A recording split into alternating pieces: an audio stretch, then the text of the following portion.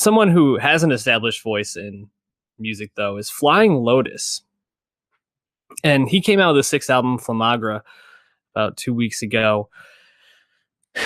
Flying Lotus is interesting. So I think he came to most people's consciousness when he started working with Kendrick Lamar a lot. And he had already been established in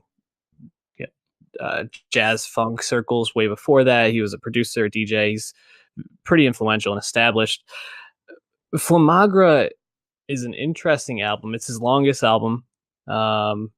It probably feels like his least jazz influenced album, but it also seems to be his most experimental album today, at least from what I've listened. I haven't listened to all six. I've listened, I think, only like two or three of them. Mm-hmm. And same. I found this album to be good at times and at other times really, really puzzling. I'm wondering if it hit you the same way. Yeah, I mean, it's his longest album as well, so inevitably it's gonna feel all over the place when you're a DJ, when there's a lot of instrumental only tracks.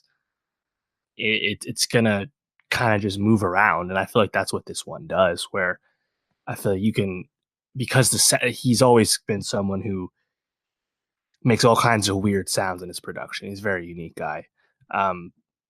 But when it all comes to a head on one record, song to song, especially when a lot of these songs are like really long or like have multiple parts to them, it just kind of feels really messy when you can't really discern an arrow for the album.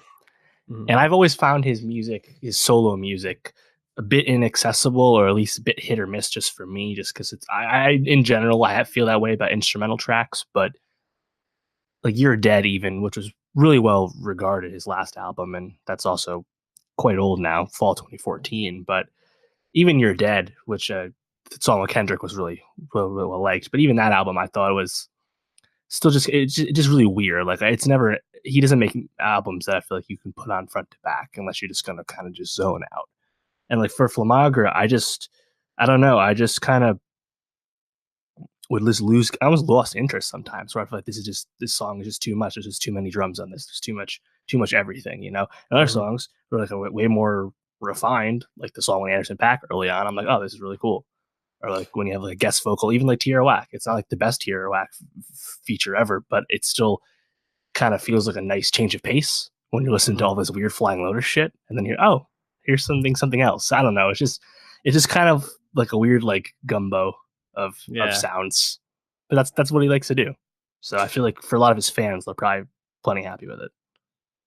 Yeah, it's interesting because I think this is a bit divisive, even for his those real Flying Lotus heads, which, you know, hit that subscribe button if you're a Flying Lotus head who found this breakout. You know, he seems to take ideas in a lot of his albums and kind of build around them. And this one felt like he had a bunch of ideas and almost kind of like, instead of writing an essay, he was just like giving like snippets of poems or something like that. And I'm not sure if there was one central piece to it. You know, the Pitchfork review for this talked about how he didn't really have a concept, and then he heard David Lynch talking at a party, you know, the spoken word on this, and that kind of became like the like fire on a hill and that David Lynch talking kind of seemed to be what drove this together. But I don't know what the concept of that even is, or if that makes sense.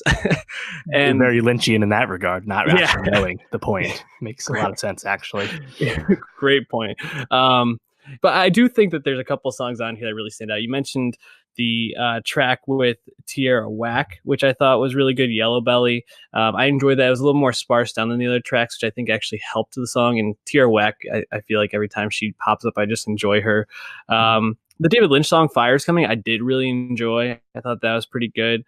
And then there was one other one I wanted to, the Paak song, obviously you already mentioned. I thought all those were really good. And I think that just speaks to, I think my musical taste. I want to hear these people I like working with Flying Lotus, but I don't necessarily want to listen to Flying Lotus himself, I think. Yeah. And I think that works to his strength as well. Mm-hmm. Yeah, well, if I remember right, the David Lynch song was actually released as one of the first few singles, and I heard it, I was like, first single. This is really weird, and inaccessible and I don't get it. Like, is this actually a song? This is like a weird like interlude.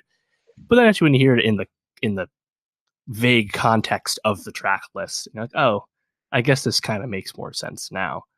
And having it follow up Black Balloons Reprise, which is like a pseudo sequel song to the Black Balloons track off Taboo, Denzel Curry's album last year.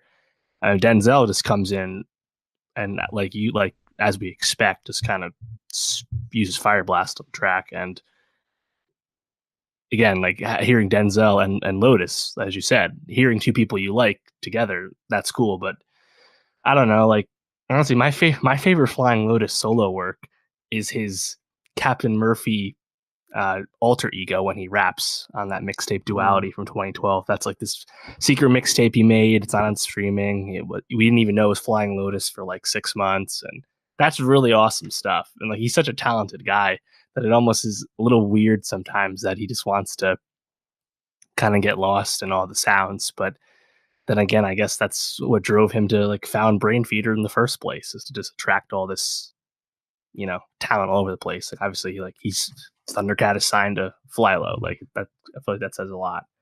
But yeah, not an album I'm gonna run back that often. But just I don't know. Just I feel like it's just a little inaccessible for me. No, I agree. One other song I did want to shout out before we move on. Thank You, Malcolm, which I thought was a really beautiful song. Shout out to Mac Miller.